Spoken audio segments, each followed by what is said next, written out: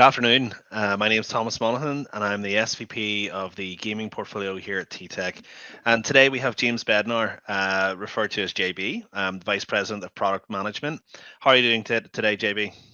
Really good, Thomas. How are you? I'm good. Good. Excited for what we're going to talk about. Um, Absolutely.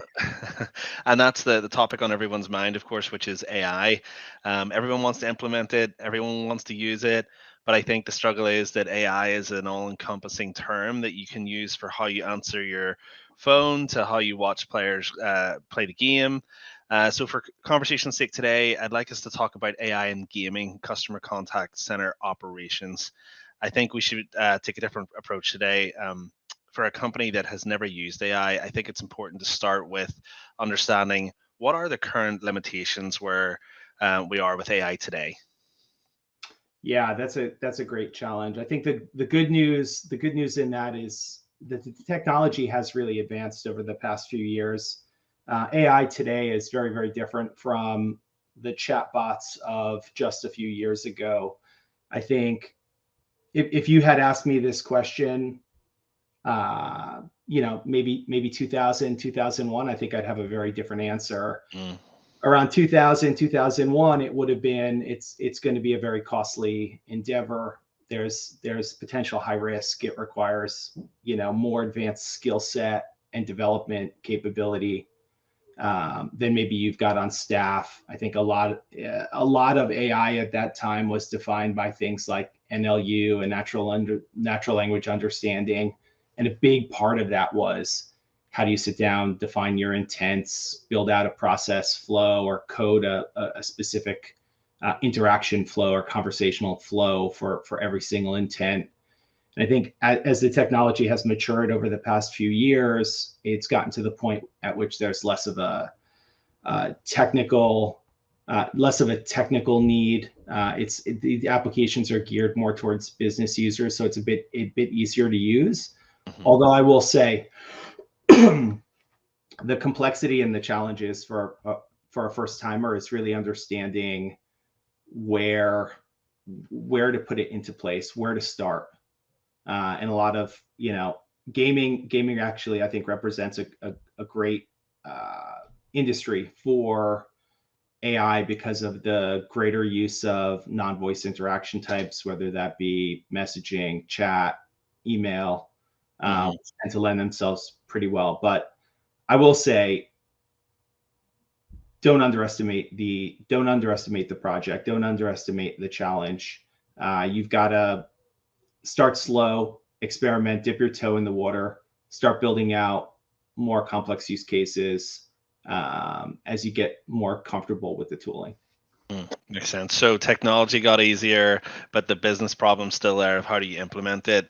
You So given that, if we were talking to potential partners out there, how heavily do you think they should be leaning on AI platforms? it, as much as they can to maybe improve player experience, but no more. And I think there's definitely a fine line between pushing too hard. And I think it's always tempting once you see these solutions put in place and you're getting good results from them to continue to push more and more and achieve higher automation rates. But that's not always the most ideal scenario. Um, there are certain contact types that just lend themselves to human contact, and you'll get a better result from human contact. I think within gaming within gaming specifically, you've always got this challenge between supporting your freemium players versus your premium players. And do you need to look at them as different populations, where you want to give your premium players um, more of a white glove service, quicker response times, access to more tenured resources within the contact center to help them resolve their issues and get back to playing quickly. And then freemium, it's a matter of balancing the cost to make the model work as best it can. Yeah. Yeah, well, so I was going to ask if you think that someone should dive head first or dip their toe in the water. It sounds like you think dip toe in the water, see what the experience is like, figure out the right places to implement this from a cost value perspective. and then from there branch out. So that would be kind of your land and expand advice if for a new gaming company going into AI. Yeah, I think so. I think it's easy to bite off a little bit more than you can chew when it comes to these initiatives. And I think you've got a lot of different contact types, you've got a lot of different contact drivers, you've got a lot of different scenarios to plan for.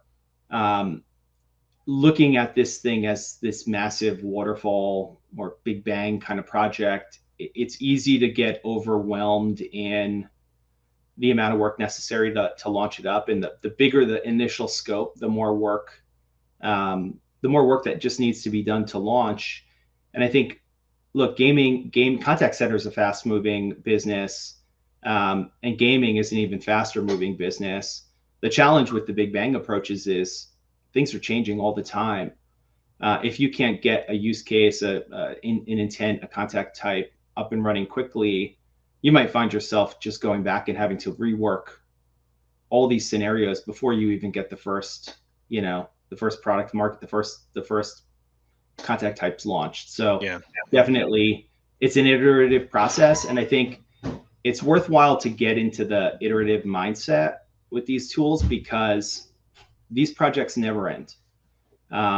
Once your AI project is up and running, you've only just started, right? Every time you've got a change, every time you've got a new intent type, every time you've got a policy or procedure change, or are adding new capabilities, new features to the underlying games, you're going to have to keep updating these platforms. And I think the quicker you can get into this mindset where you're treating it as a living and breathing thing, the better off you'll be.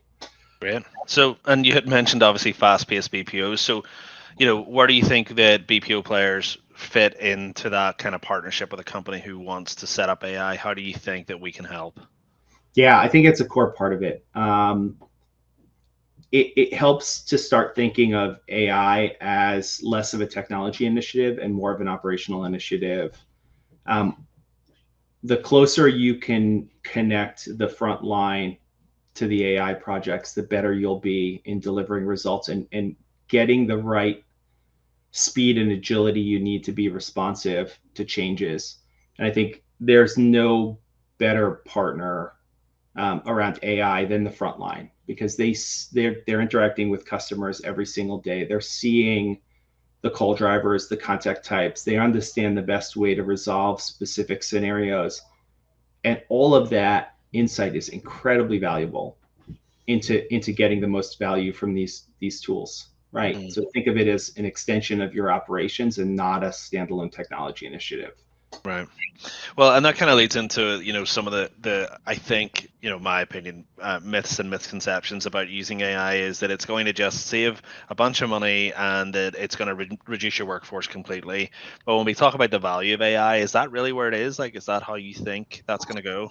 Yeah, I don't think so. It'll be different for every industry, and it'll be different for every company, and it'll be different based on your ratio of really complex contact drivers to more simple contact drivers, straightforward contact drivers. When you look at AI, keep in mind that there's two ways to use it, right? The automation use case, and we're all very much focused on the automation use case because it's so easy to connect the dots to ROI and cost savings. But when you look at the agent augmentation use case, I think it's a more interesting story, potentially more value being able to be sort of extracted from these solutions. And that's where we're using AI to assist, improve, augment agent performance. This is everything from real-time agent assist or real-time knowledge guidance to new tools like translation or other AI capabilities to help the associates, to help our teams do more, support more, reach more players, connect with more players, execute more efficiently. When you think about the universe of what you can automate, it's about so big. When you look at like just how much can we save or how much value we can create if we give every contact type that same level of productivity improvement, enhancement, quality improvement, that augmentation use case is equally, if not more compelling. Yeah. Amazing. Well, look, really interesting conversation. Thank you so much for your time today. Um, In addition, we have launched several initiatives to help our clients accelerate their efforts while avoiding costly mistakes.